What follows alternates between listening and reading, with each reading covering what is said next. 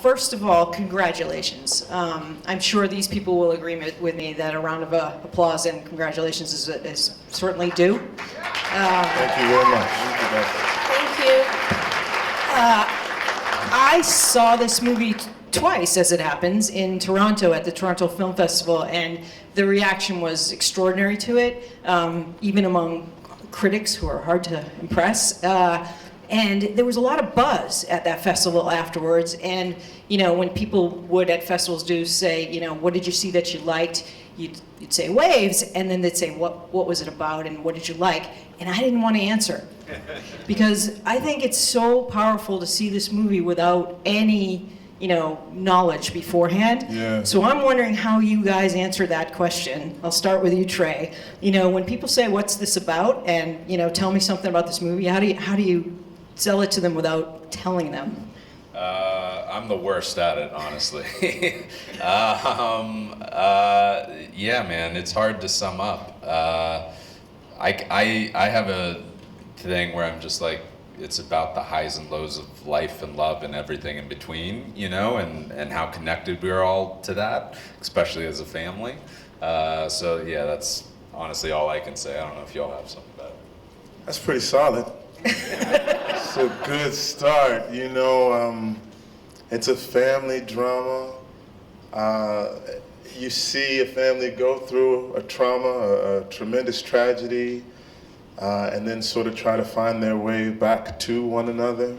That's my teaser, that's my elevator pitch. And then I was like, don't leave until the end of the movie, because the first half is real different than the second half. So yeah.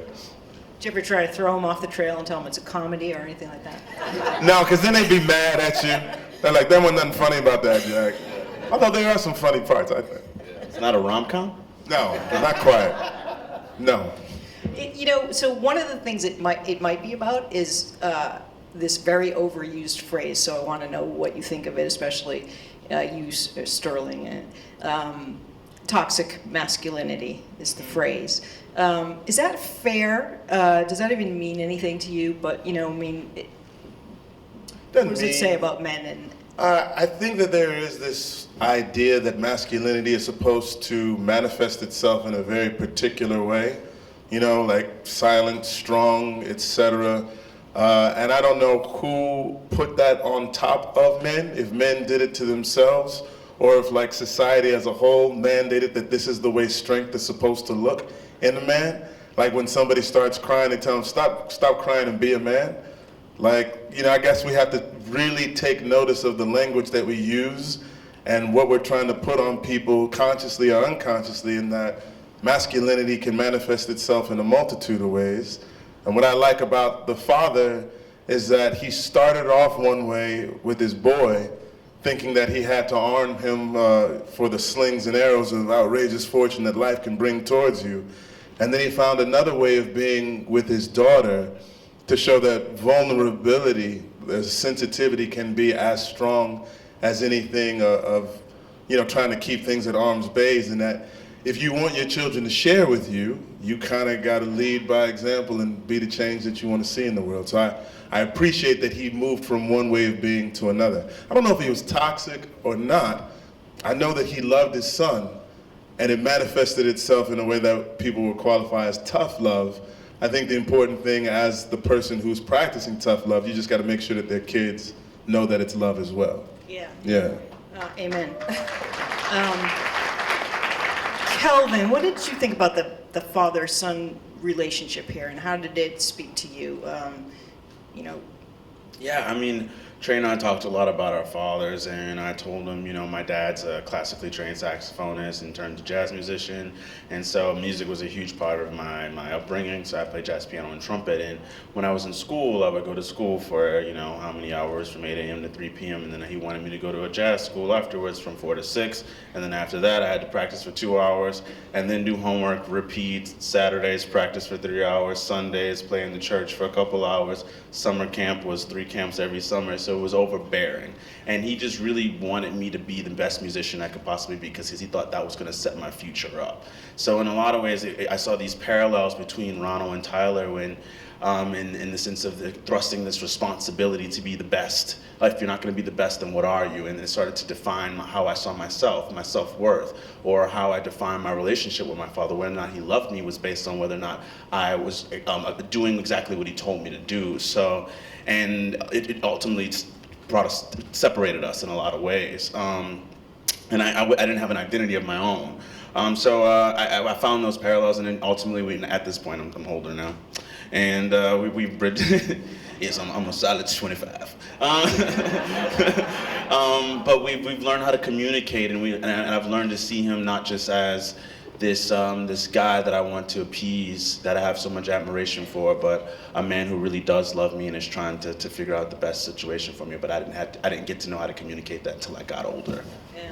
And Trey, did you know, I know that you put Kelvin at the center of this a long time ago, so how much of that did you know, and why was that choice made? Why did you want him much in this movie? Well, it started really organically. I mean, the first time we met was on our last movie, and it was traditional. He auditioned and everything, and he got the role, and then we just loved each other. I thought he was an incredible human being and an incredible actor, and we just bonded. And even when we were making that movie, like, this had been brewing for a very long time, but I couldn't click it all into place. But I was like, I kind of want to make this movie. It's about this and that, but I don't know. And there's a brother, and there's another part, and giving him broad strokes in what the movie I thought would be. And he really gravitated towards Ty even back then. Well, he didn't have a name then. It was just like the brother in the story. And then it continued. Like, we just got closer and closer, I remember. And I got on the other side of that movie, and I was kind of in a sad, depressed place, went through some things in my life, and kind of put it all into the movie and was sorting some things out, if that makes sense, and it all started clicking. But even then, I was texting Kel a lot, and we were talking about our shared experiences and finding a commonality in our experiences. And I grew up in Texas, you grew up in New Orleans. I'm a white guy, he's a black guy. There's similarities and giant differences, but it was about sort of understanding that, and I guess both of my parents are therapists, and I think I'd be an utter mess without them. So I think every movie I'm trying to work some things out, and I think showing all sides of a human, the good and the bad, I hope is very productive, because I think we learn from that and grow. So for myself, I was drawing on a lot of autobiographical stuff. The story's sort of like autobiography that goes to fictional narrative and back to autobiography, and it keeps going like that through the whole movie. So I was building this big personal thing, but then it grew from that, and it grew talking to Kelvin. And so it started, let's just take the father and son, for example, and it started a lot of inspiration from my own father and my own family. Pressures I felt, I still have the scars on my shoulder from wrestling, but then Kel had those same experiences, but it was for music for him, and for me it was for wrestling. And so it was linking that and then getting a nuance and specificity for him, in that experience of a black family. And it was one of the most beautiful collaborations of my life, and it just continued to build and build. And he got a script probably like 8 months before we started shooting, and we'd keep talking about it and flowing. And as these beautiful actors came on, it kept building from there, and it continued through production. And yeah. How true do you think it is to the teen experience of the social media and all that? And were you surprised he got that? Well, I guess yes and no. I mean, Trey, he has like a big kid spirit, so I don't know. And he also asks a lot of questions. He asks a lot of questions of all of us. He was so collaborative with Kelvin in this experience, and so I think like his ability to step outside of himself and wonder about people who aren't his age and his race is so giant that it's not surprising to me, because he cares enough to ask.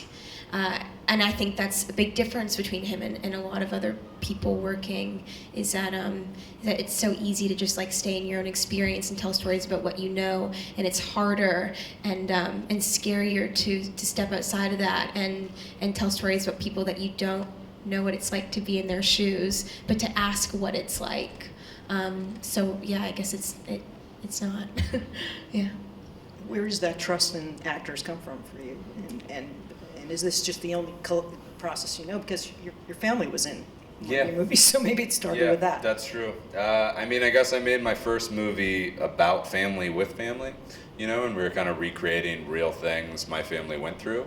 And that was all built through trust and love. So that experience was one of the best experiences of my life, and I just wanted to, going forward in anything I make, you know, even if we're not linked by blood, I hope we can become a creative family and love each other and build each other up and make something we're all proud of and work towards that. So that's all I'm trying to do. And like everyone I work with, I genuinely believe are incredible human beings that are genuinely incredibly talented, and that's the best thing in the world, you know? And we all have a story we believe in, so we're all chiming in on it and just trying to push and make something great. So, and I don't think you can do that without trust and love between each other. So it was all from there, and I just felt like the luckiest, most blessed person in the world.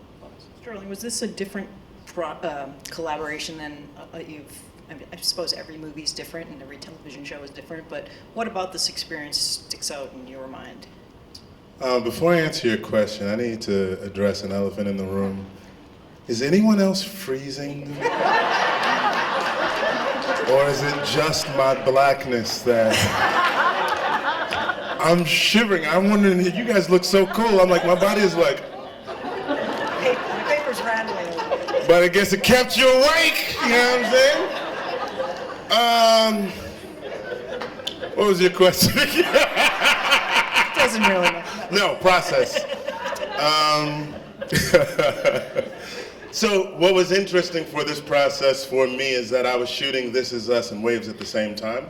I was flying from Los Angeles and working Monday through Friday, taking the red-eye Friday night, getting there, and then working Saturday and Sunday, and then going back for about 3 or 4 weekends in a row.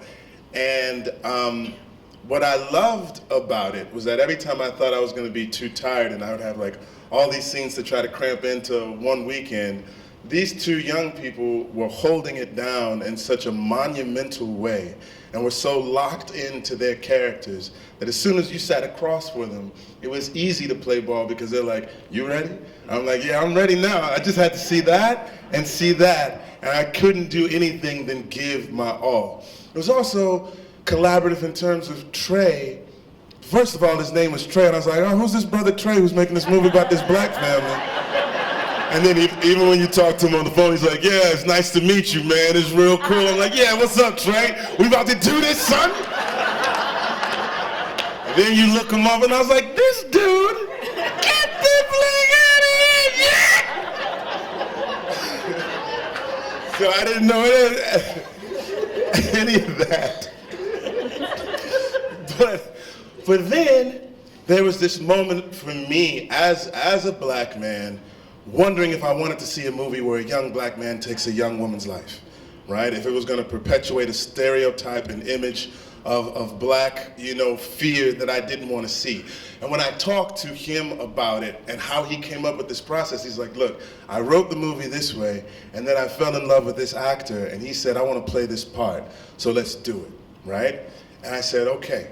So I sat down with this dude, and I was like, hey man, once you do this, it's in their hands now, how they experience it. And I know it's a wonderful artistic experience, et cetera, but just be prepared because this is a big thing for people, especially in the African American community, right? And he goes, it's a good part though, right?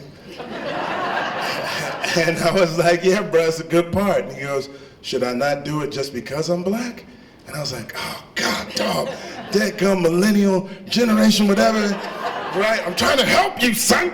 But he convinced me that I was like, okay, maybe the space is open for this black family to be shown on screen, right? And talking to Trey and people at 824 and to Kelvin and all of us, we had deep concern for that pivotal moment in the movie and to make sure that you didn't dismiss him or see him as a monster, but recognize that this was a very good boy who did a very bad thing and that you had empathy for him. And that my fear for him was not a reason why I shouldn't do it. It was exactly the reason why I should step into it, because that fear is the same fear that every black parent has for their children when they put them out into the world. And so that's what it was for me, and it turned into an extraordinary experience. Yeah. So when you're acting this movie, when's the first time you saw this movie put together? You saw it first. Yeah, I snuck at Trey's house in Florida. I showed up and he came out in his 3.5 bathroom. hour cut. So, like, because when you're acting, because so much of this movie, it's extraordinary that the acting is rises above, because there's so much else going on in this movie. You know, the signature shot, the 360 whir of the camera, the soundscape, the colors. I never saw a colorization quite like that, so congratulations to your colorist and assistant colorist. But you know, as actors, so you get to see that finished product. What did you think, all of you, when you saw this movie that came to life that, in a way that I can't imagine you anticipated? I was just really proud, honestly, you know, because my relationship with Trey has become like an older brother to me in a lot of ways. And when I first read the script, I was just so grateful that I met someone that believed in me and also, you know, was so willing and so egoless and just understood me and wanted to represent me in such a beautiful way. And a family like this that mirrored my own family in so many ways like this. And then seeing the movie, I was still like, how did he do it? You know, how does he do something like that? So I was blown away, yeah. Yeah, I saw it, and the script was so long that honestly there could have been like 4 movies that came out of what we shot. So I really didn't know what I was gonna see. I thought it was gonna be one thing, and then it turned out to be something not completely different, but really more profound than I thought it was going to be, and all the imagery and how symbolic it was. So I was like, I saw it and I felt really heartbroken.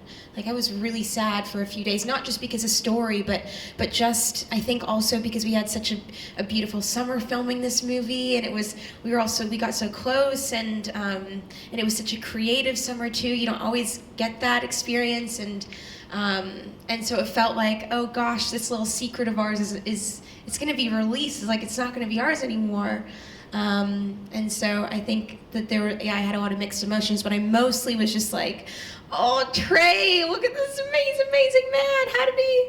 I was in awe. I was really in awe of him. So is there a romantic comedy on the cutting room floor? Is that like, was that what happened? No. It's the same movie, just longer. just checking. And tell us about the tidal waves.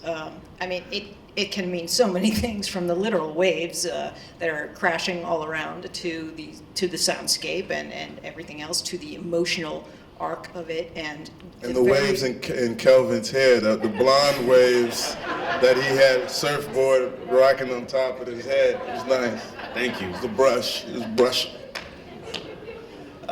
Yes, it's it's a lot of things. I mean, one, it just felt right, and then past that, to me, it's really more spiritually and thematically what the movie is, kind of, you know, and it's, it's highs and lows, you know, it's waves of life, and it's love and all that good stuff between human beings, and, it's how the movie ebbs and flows, and I hope that's how it was kind of designed to feel that way, you know, and I hope when you're in it, you feel those lows and you feel those highs, and you're trying to, and I hope you get onto the other side and have some perspective and put it all into place and think about some things, kind of, because that's kind of how the movie came into fruition. So it just felt right. Yeah. Are you going to make a movie that's not about family dynamics? I don't know. Who knows? Yeah, maybe. I don't know. But what about it? What about that attracts you so much? I mean, obviously, it has taken so many different forms in the works that that's not. I'm not saying that your movies are the same. They're not at all. But it is really astounding how fertile that ground is, and why so for you. I don't know. And it's not it's not like I'm gonna make another family drama. It's just it's where things naturally go. I think. I think family is one of the most important things to me, you know, and not only shaped me, but it's my most important relationships, you know. And I do extend that though, because you know, for me, these people are family now, and I think family can be a big, beautiful thing. And I don't know, I'm just fascinated by it, and I'm fascinated by human beings and the connectivity shared within that. So I don't know. Yeah. I could go on forever, but I think I'm actually gonna turn it over to the audience for a little bit and see what, because I'm guessing there's some questions. So your hand came up first. Go right. Oh. Yeah, bro. I wanted to ask a question specifically about the music, because when you're talking about Tyler's story, you use a lot of hip hop that's anger. So A$AP Rocky, Tyler the Creator, Kanye West's I Am a God, which I kind of wish you'd shot a video for that, because that whole scene was amazing. And then you flip and you use Frank Ocean and, you know, Animal Collective, like, it changed. So how, like, what was that process like, working with the music director and scoring this film? Well, all the music I personally chose myself, and it's all my favorite songs, and they're meant to, I think if you separated them and put them in a sort of mixtape playlist thing, they work, a narrative's being told from song to song within that, and it's all about what feels most honest to this character when they're in that world, you know? You know, sometimes that's hip hop for Ty, but there's also hip hop on the back half. There's chants on the back half, and yeah, so it's just meant to bring you closer to these kids and enmesh you in their world. When I was that age, music was a huge part to my life, and it got me through a lot of things. And I was hungry, you know, and everything was new because I'd just search online and find, you know, stuff from 2 years ago was brand new and 10 years ago, but stuff on the radio then, and anything that just really felt spiritually connected to those characters at that moment in their trajectories. Ultimately I just hope it feels honest to them and brings you closer to where their head's at that time. Who do you want? Do you tell me to tell? You know, I want to do all front row. Apparently the plus of asking a question is you get to meet Sterling. Here you go. And Sterling. So Sterling, you actually, this is actually a two-part question to Sterling and also to Trey. Sterling, you used the word empathy earlier. Trey, when the judge said 30 years to, 30 years to life, a life sentence with the probation of minimum 30 years, what was your thoughts behind that, behind those? Just authenticity and accuracy. In Florida, all this stuff is thoroughly researched, and that it's just meant to be real. And to me, it's devastating. You know, this is a tragedy, and it's terrible. And it was just meant to be accurate, because I think this is another thing. I hope when you watch the movie, you're seeing it through Ty's eyes and understanding how this happened and having empathy, and he never loses his humanity in that way. I think if other people would separate that, you know, kids could say at that party, he was walking through and he like followed her there and all this stuff. And I think things can get objectified and twisted, you know, and no one knows what really all led to that event but Ty, you know. So it was just to be authentic and real. And in Florida, same for the abortion clinic that we see there, that's all real. That's not manufactured or anything. That's really what's happening there. And that was a real judge in a real courthouse. And I'm just trying to be as authentic to the situation as possible. Yeah. Was that question for me? Well, yes, what was your thoughts when the judge said 30, the life sentence? Pain, a profound sense of loss. Like, first of all, a round of applause for Renee Elise Goldsberry, who plays the matriarch of this family. Taylor and I and Renee were sitting in the courtroom and just being, and you see your son, your baby, who's barely 18 years old and is about to go spend twice his lifetime incarcerated. And it's probably like one of the greatest fears that a lot of black folks live with in the back of their head that have children. And to have that fear sort of played out for you in real time, trying to hold it together for your family, because Renee started to like wail, like keen, and you're like, how do I keep this together for everybody else, knowing that I'm falling apart and brokenhearted at the same time? You know, you're just living the moment as authentically as you know how to. That's it. Let me come get that microphone from you, Carmen Sandiego.